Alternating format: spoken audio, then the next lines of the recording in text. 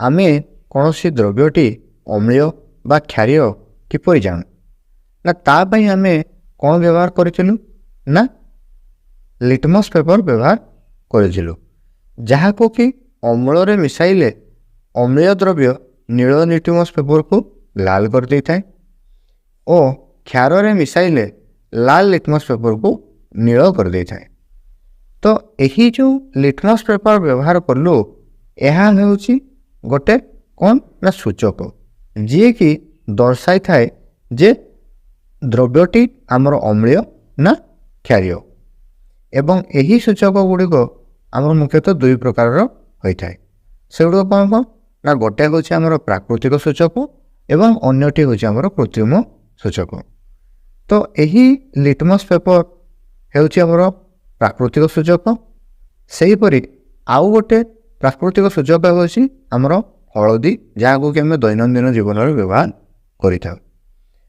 तो एबे आस किछि कृत्रिम सूचक गुड़िक विषय आलोचना करबा। आमर मिथाइल ऑरेंज और फेनोप्थालीन को आमर कृत्रिम सूचक आकार रे व्यवहार करा जाय थाए। तो आमे जो प्राकृतिक सूचक लिटमस पेपर व्यवहार करुचे यह हेउची एक नीलहरित बा पर्पल रंजक बा डाई अटे। यह थालोफाइटा श्रेणीर शैवालिका लिचेन रु निष्कासित करा जाय थाए।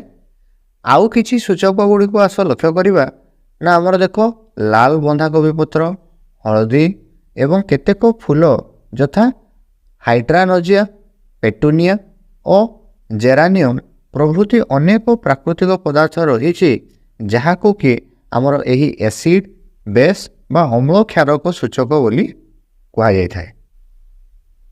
तो यही जो सूचक गुड़िक विषय आम आलोचना कले यही सूचक गुड़िक तुम्हें मन रख जे केउ गुड़िक आमर प्राकृतिक सूचक एवं केउ गुड़िक आमर कृत्रिम सूचक यह उपर आमर क्वेश्चन आसी पारे तेणु तुम्हें एगुड़ी को मन रख। तो आम जानिले जे आमर लिटमस पेपर को व्यवहार करा जाए अम्ल और क्षार जानापी।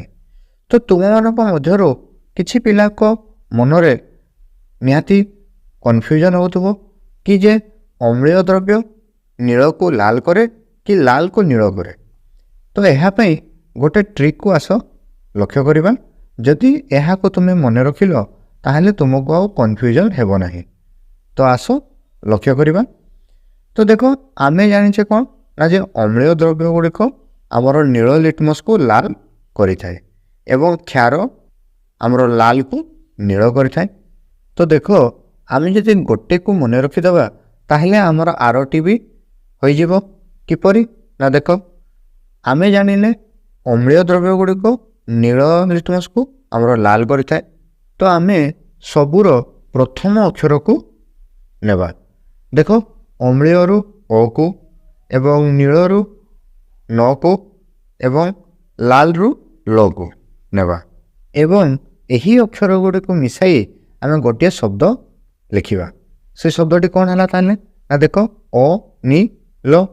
तो ताले आमर शब्दटी है अनिल। तो जदि तुम्हें यही अनिल शब्दटी को मन रखिदेव ताहले तुमर मन रहिबो आउ किछि असुविधा हेबो नाही। किपरि ना देखो जेतेबेले भी तुम्हें द्वंद्व पड़ो सेतेबेले तुम्हें यही अनिल शब्दटी को मन पकाइबो एवं यही अनिल शब्दटी को मन पकाइले तुम्हें सही ठारू उत्तरटी पाइजो। किपरि ना और आमर कौन मन पकेबो अम्लीय नीरु आमर कौन हम ना नील एवं लरु कौन हम ना लाल। तो सहीठू तुम्हें जानीगल जे अम्लीयटी आमर नील को लाल करे। तो धर तुमको एवं जानवर अच्छी जे आमर क्षारीयटी आमर कौन करें तो ताहाकू मध्य तुम्हें यह मन पकईकी करें किपरि ना जदि अनिल को मन पकईकी तुम्हें मन पकई पार जे अम्लीयटी आमर नील को लाल करें ताहले क्षारीय कौन हम ना क्षारीय तार अलटा हम कौन हम ना लाल लिटमस को से नील कर। तो ताले देखो के सुविधा है तुम्हें गोटे शब्द को मन रखिकी तुम्हें सठिक भाव में उत्तर दे पार अम्लीयटी आमर नील को लाल करें एवं क्षारटी आमर लाल को नील करें। तुम्हें यहीपरि यह मन रख एवं यह प्रैक्टिस କଲେ ପରବର୍ତ୍ତୀ ମୁହୂର୍ତ୍ତରେ ତୁମର ଯେତେବେଳେ ଏଗୁଡ଼ିକ ମସ୍ତିଷ୍କରେ ସେଟ୍ ହୋଇଯିବ ସେତେବେଳେ ତୁମକୁ ଏହାର ଆବଶ୍ୟକତା ପଡ଼ିବ ନାହିଁ। ତ ଏହାକୁ ଯଦି ଥରକରେ ବୁଝିପାରିଲ ନାହିଁ ତାହେଲେ ଆଉ ଥରେ ବା ଦୁଇଥର ଦେଖ ଏବଂ ନିଜେ ପ୍ରାକ୍ଟିସ୍ କର ଓ ନିଜ ସାଙ୍ଗ ସହ ଆଲୋଚନା ମଧ୍ୟ କର, ଯାହାଫଳରେ କି ତୁମର ଏହା ମନେ ରହିଯିବ। ତାପରେ ଏବେ ଆସ ଆଲୋଚନା କରିବା ଯେ ଅମ୍ଳ ଓ କ୍ଷାରକର ରାସାୟନିକ ଧର୍ମ ବିଷୟରେ।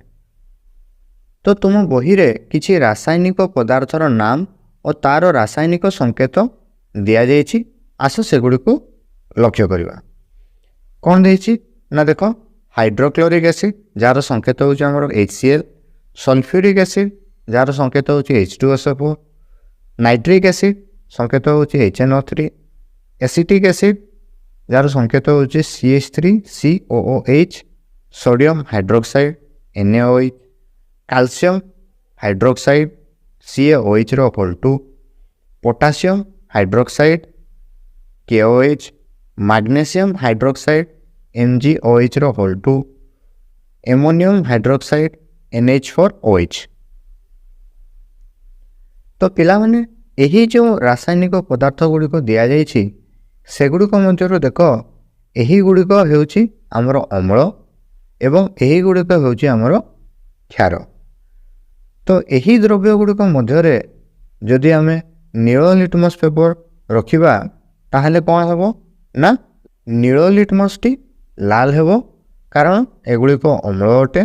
ସେହିପରି ଏଗୁଡ଼ିକରେ ଯଦି ଆମେ ଏବେ ଲାଲ ଲିଟମସ୍ ପେପରଟି ରଖିବା ତାହେଲେ ଏବେ କ'ଣ ହେବ ନା ଆମର ଲାଲ ଲିଟମସ୍ ପେପରଟି ଆମର ନୀଳ ହୋଇଯିବ, ଅର୍ଥାତ୍ ଏଗୁଡ଼ିକ ଆମର କ୍ଷାରୀୟ ଅଟନ୍ତି।